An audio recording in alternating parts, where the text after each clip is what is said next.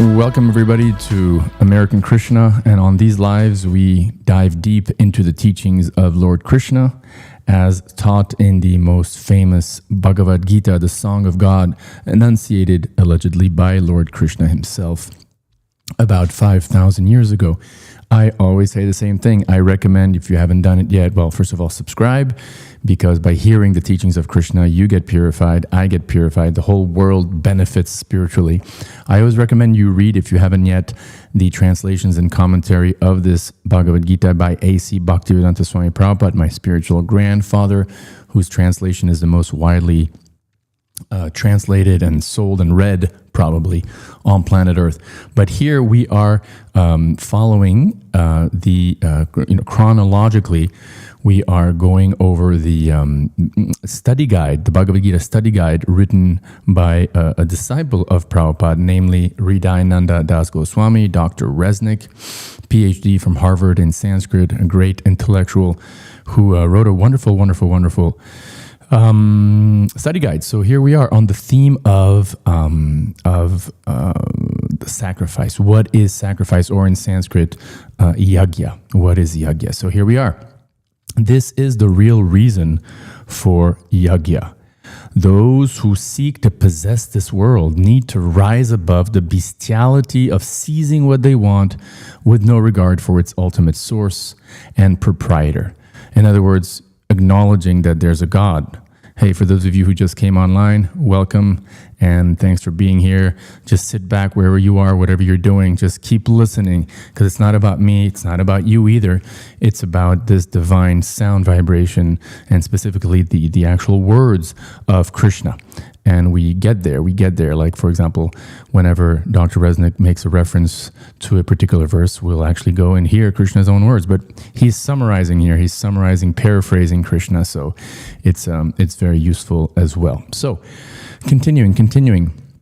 By offering back to God's agents, because when you're doing a basic, as we saw earlier, when you're doing a basic sacrifice, as we don't really see much in today's secular Western society, because it's either basically aside maybe from a few UFO worshippers in the desert of Nevada, and some maybe Native American worshippers, but you basically have either atheistic, hedonism in the West, especially in Europe, or some form of monotheism, Christianity, a little bit of Islam, a little bit too much of Islam, if you ask me, or Judaism, which are basically monotheistic traditions that acknowledge there's maybe some angels out there and stuff, but in the Vedic, or in the cosmology as described in the Vedic literatures, it's understood that man's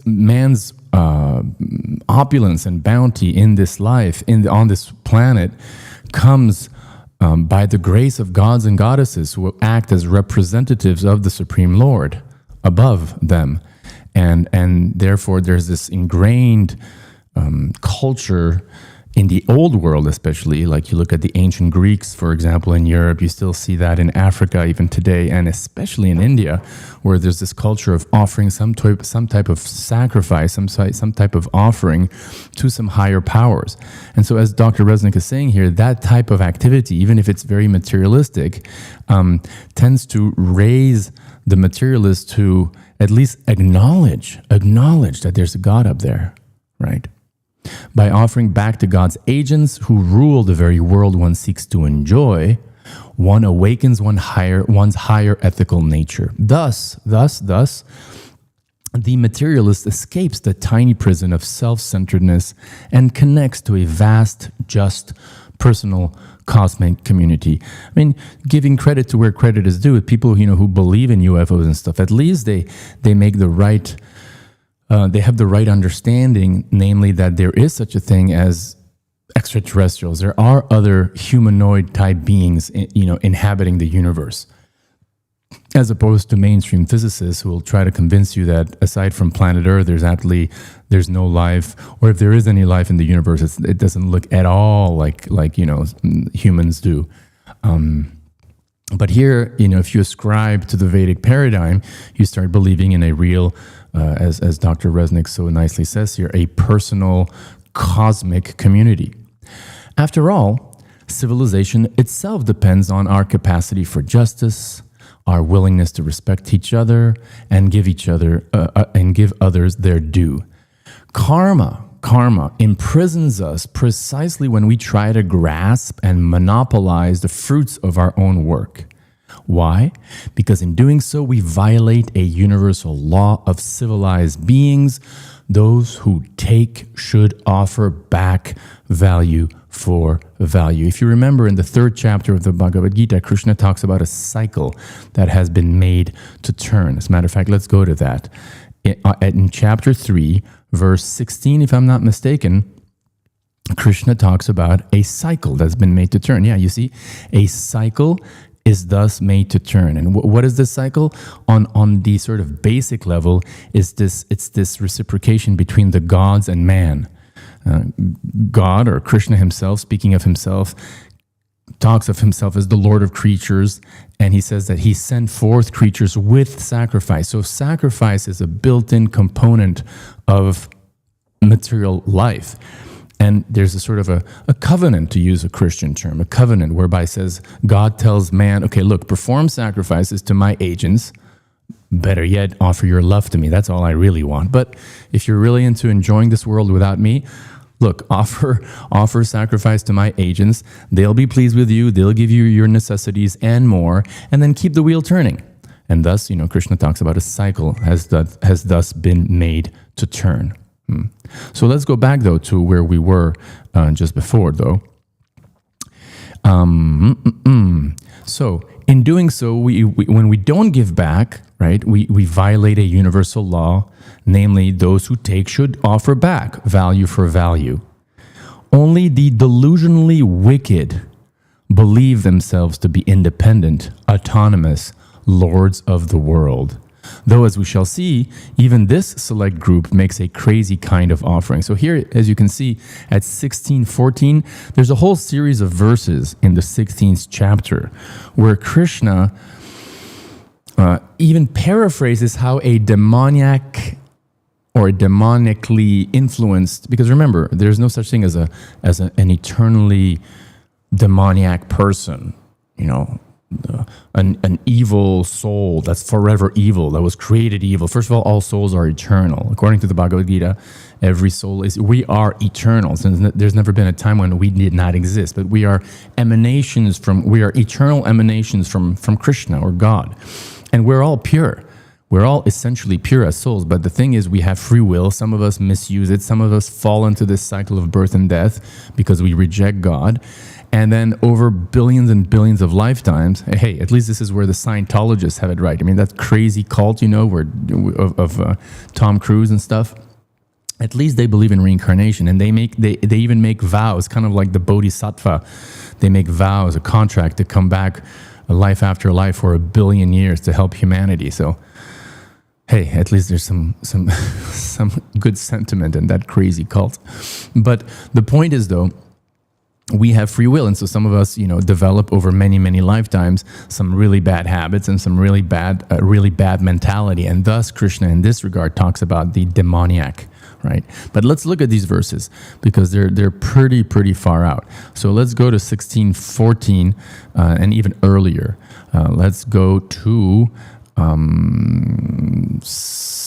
basically 16:7. Ready? So we're going to read a whole bunch of verses here. And then we're going to end. So listen up, guys. Listen up. Again, it's not about me. It's not about you. But if you just listen to Krishna's words here, have faith that these very words uplift you spiritually, give you strength spiritually, give you happiness on the soul level. So, ungodly people know neither what nor what not to do. Neither cleanliness nor good conduct nor truth exists in them. Politicians who lie. They claim the world has no truth. This is so much. It's almost like Krishna predicts, the society in which we live in today. This postmodern, social relativism, where there's no epistemological foundation for anything, anybody. It's like whatever you believe, man, and Krishna calls this out. He says this is typical of an ungodly kind of person who claims that there's no truth. There's no truth. There's no foundation. No Lord. That it arose from interaction and is based on nothing but selfish motives. So therefore, since it's all about selfish motives, carpe diem. Carpe diem. Standing firm on this view, these lost, malign souls of little reason and savage deeds come forth to destroy the world. Hypocrites, full of pride and presumption, they cling to insatiable desire. They proceed in illusion, conceiving unreal conceptions, sworn to the unclean, resigned until death to immeasurable anxiety. Because, when you're an atheist, when you're a materialist, when you don't want to give thanks and praises, when you don't want to acknowledge God, then your level of anxiety shoots all the way up, like really much higher. Like religious people, generally speaking, unless they're like really fanatic and, they think about how to bomb some infidels, aside from, religious people who are very much in the mode of ignorance, still, generally speaking, are a lot more peaceful than those who are atheists and who reject any idea of consciousness surviving physical death or God. So coming back here and finishing, because Krishna is actually going to paraphrase the demonic person. Check this out. So, bound, resigned until death to immeasurable anxiety, they are convinced that desire gratification is supreme. Bound by hundreds of desire chains. So, we're bound by these desire chains. Oh, I really want to do this. I really want to obtain this. I really want to obtain that. But hey, maybe it's not your karma. Maybe it's not God's will for you. So, if you're not getting it, if you're over endeavoring to get something that's very difficult to obtain, just go with the flow. Go with the flow and focus more on your relationship with God. Because ultimately, that's what's going to give you satisfaction anyway. Even if you do fulfill your desires, still you'll be unsatisfied. Because by definition, selfish desires cannot satisfy one. Only God can. So, bound by hundreds of desire chains, filled with lust and anger, they strive unjustly to collect wealth for selfish pleasure. And here Krishna's actually paraphrasing the materialist, all right? So this is like Krishna paraphrasing the materialist. This is far out. Listen to this. I attained this longing today. I shall achieve that one. This wealth is mine. This other wealth will be mine. I kill that enemy. I will kill others still. I am Lord. I am the enjoyer. I am perfect, powerful, happy. I am rich of noble descent. Who else is like me? I shall sacrifice, give charity, and make merry. Thus ignorance bewilders them. So here you go. And there's a few more verses after that. Well, let's just go to them. Let's just read the whole chapter. This is far out. Meandering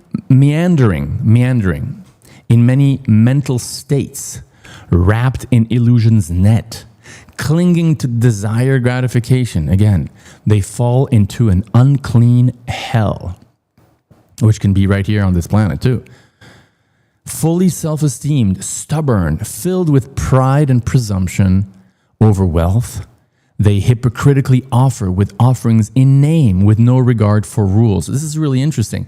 5,000 years ago, even the ultra-materialist still made some sort of offering to the gods and goddesses with no regard for them, no respect for them, I guess a minimum respect because you acknowledge them, but there was nothing of devotion, nothing about what we would think, okay, well, if you're going to make an offering to some divinity or some divine power or some god or goddess, you want to do it with some sort of devotion, some sort of love. It was just business. This is how you get ahead in life. You perform this sacrifice, you do this, you chant this mantra, you offer this much money or this much whatever, ghee or this many, whatever. You do this ritual on this particular day, and, demigod X or Y is duty bound to reciprocate, and it's just business. It's just business.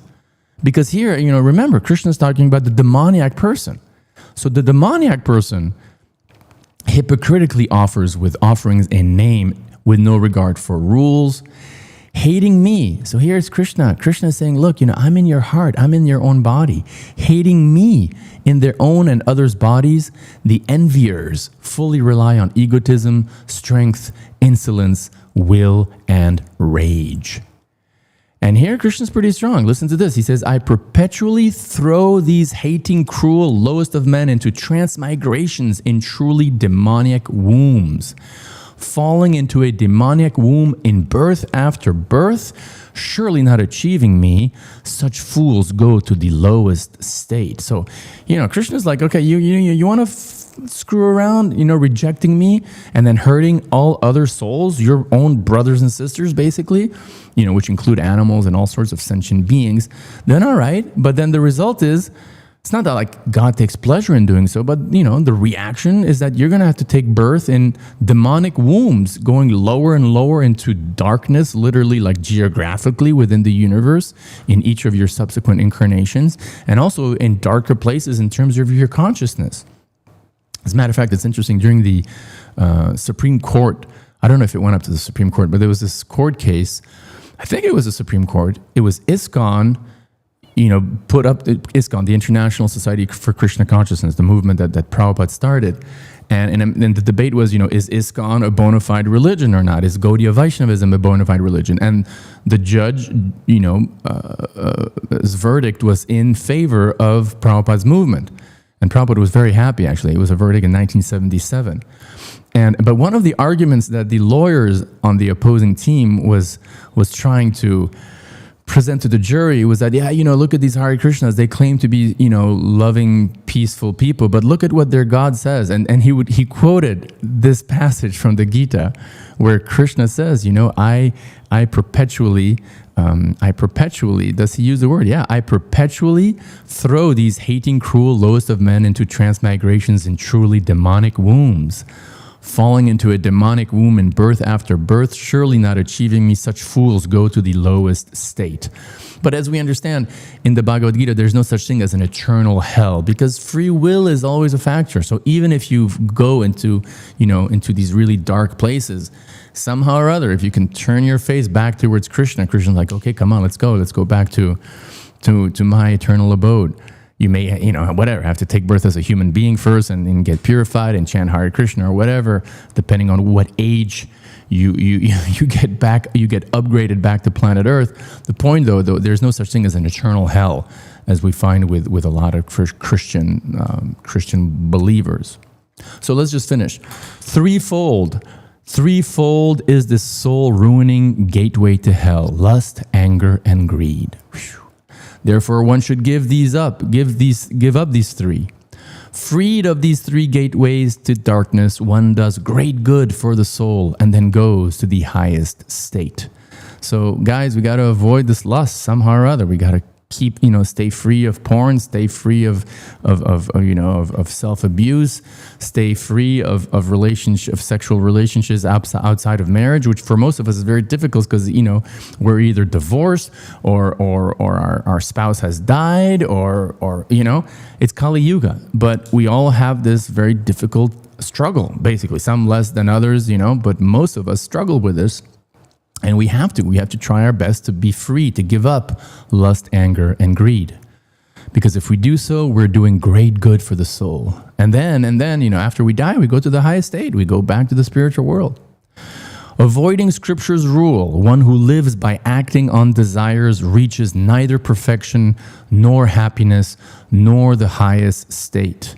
So if you live a life that's basically sinful, as Christians would call it, acting on desire, but avoiding moral strictures that are recommended, then you get neither perfection nor happiness.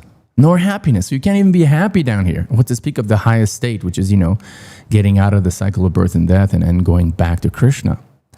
Therefore, and here Krishna ends, therefore, in determining duty and non-duty, in other words, when you're making decisions in life, Scripture is your measure. What does Scripture say here? What does Scripture say? Knowing Scripture's stated rule, you ought to do your duty here. So Krishna's, ending here by telling Arjuna, look, you got to fight. So that's why it's so important to read this Bhagavad Gita on a regular basis, because by doing so, we are refreshed, we are reminded of what Scripture actually says. So if you don't do it regularly, do it regularly, and let us continue, staying absorbed in spite, or not in spite, but in parallel with our duties in this world, our work, our taxes, our children, our wives, our husband, etc., our health, our household duties. Let's dedicate time somehow or other in those 24 hours to chant the names of God and to hear God's instructions. Talk to you soon. Thank you for being here. Hare Krishna.